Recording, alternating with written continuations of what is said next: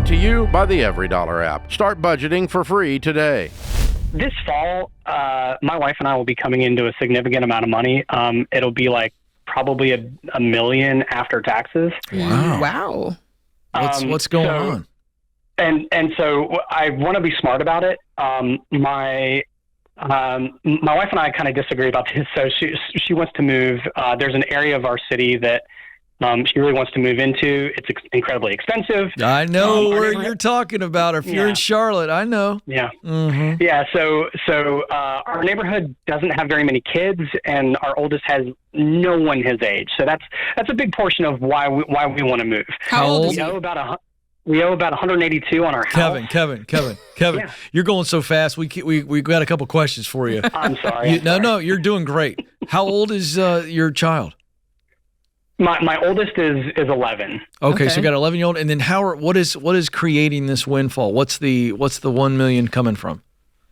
My wife, she's a rock star, and so she's selling, or she's moving a book of business to a different institution. Okay, great. And that's one of her incentives. Okay. Cool. Okay, so this is considered income. This is not an inheritance. That's why I asked that. I was curious. Correct. Wow. Yes. That's a big deal. So tell me more about the numbers. You want to move. You gave me the reasons why. I don't know how good those reasons are, but I digress. Tell me the numbers so we can see this makes sense. Okay, so we owe about 182 on our house. We bought it for $265. Mm-hmm. What's it worth? It's now probably worth about $700 on the low end, I would say. Okay. It does need a renovation. We bought it when we had nothing. It was kind of an up and coming neighborhood, and it has just exploded. So Our mortgage right now is about $1,700. I could rent it as is, probably for about $2,700.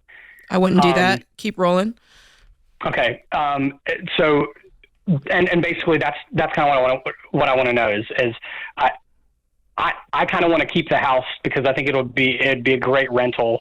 I also just love the house. I love the neighborhood. If it was paid off, I wouldn't necessarily disagree with that if you were also paying for your next house in cash. Yeah. So the next house, the houses in this neighborhood go for like 1.5. Okay. So we could rent it, we could sell it. If we rent it, we would need to do some renovations like kitchen, bathroom in our current house. Mm-hmm. Well, I don't think you can have your. Should we take the $1 million and put it all towards the other home? Should we take 100 or 2 and put it towards renovations for this property and put 800 on the other home? I don't think you can have your cake and eat it too on this. I think that there's a really clear path forward, which would be if you're going to have $1 million. The house you own is worth about $500, a little less once like fees and everything are accounted for. And the house you want is 1.5. That's the money right there. So without looking at the other factors, because I have to ask you more questions, but let's just say, hey, I want a house that's 1.5 million. Selling your current house gets you the 1.5 million to pay cash for it. I wouldn't do a situation where I do a little bit on this house, rent it while it still has a mortgage, and then put a little on the next house and have a mortgage there. I feel like there's a way for you to do this really clean and come out on top. The only other way would be to take the 182 and pay that off, and then buy a less expensive second house, and then you could do the two things at one time. Does that make sense? Yeah.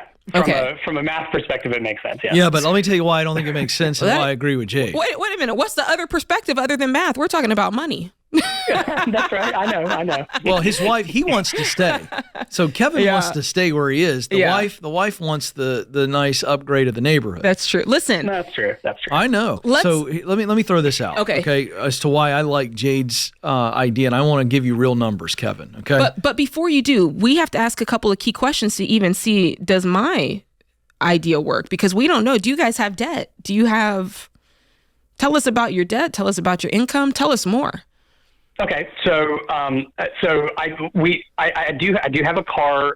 So we have about $20,000 left on a car. Okay. I'll pay that tomorrow. I'll pay it off tomorrow. Okay. So that's done. After I pay the $20,000 left on my car, our emergency fund will be down to about $27,000.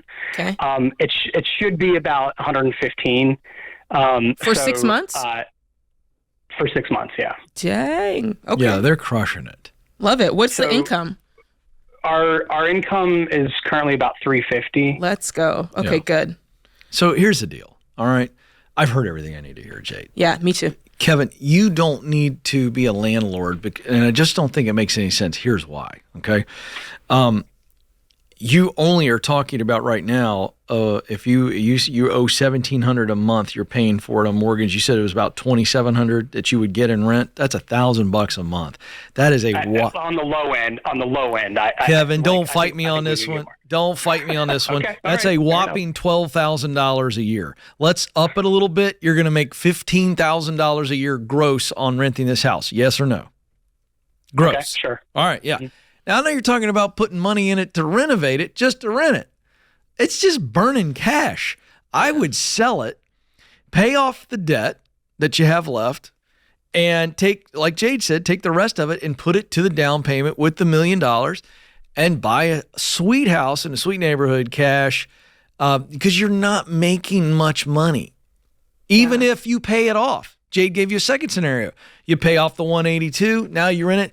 You're still only clearing about 25 to 30 grand a year. And I'm being generous because that's gross. Right. That's not including reno costs, maintenance. Yeah. Dude, it is not all it's cracked up to be.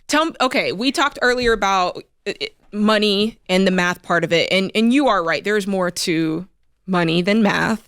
It might not weigh as heavily, but is this like the house that you had your children in? Is this the house? Like, this clearly has some sentimental value. It feels like it's more about that than the real estate side. There's certainly sentimental value. I mean, if I'm paying $1,700, right? If I'm paying $1,700 a month for this house, you know, and just also looking at trends of, you know, kids moving back in with their parents and everything. Like I could probably in 10 or 15 years, I could probably afford for my son to live here temporarily, you know, to get his life set up. Whenever he graduates from college, or my other two kids, you know, and it could just be sort of the house that we have that lets the kids roll through.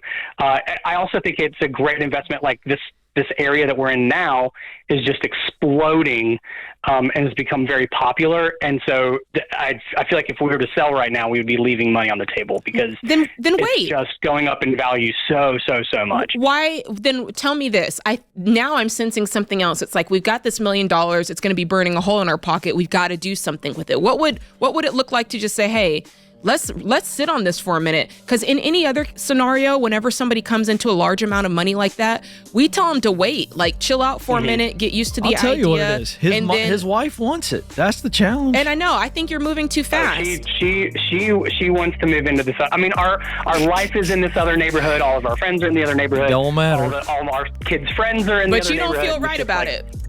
If you don't feel right about it, don't do it. He doesn't feel right. This is a therapy session. Yeah. I mean it. Yeah. They're in an impasse, though. They are both on different ends of the spectrum, and boy, oh boy, I've been married long enough to know how that turns out. Create your free every dollar budget today, the simplest way to budget for your life.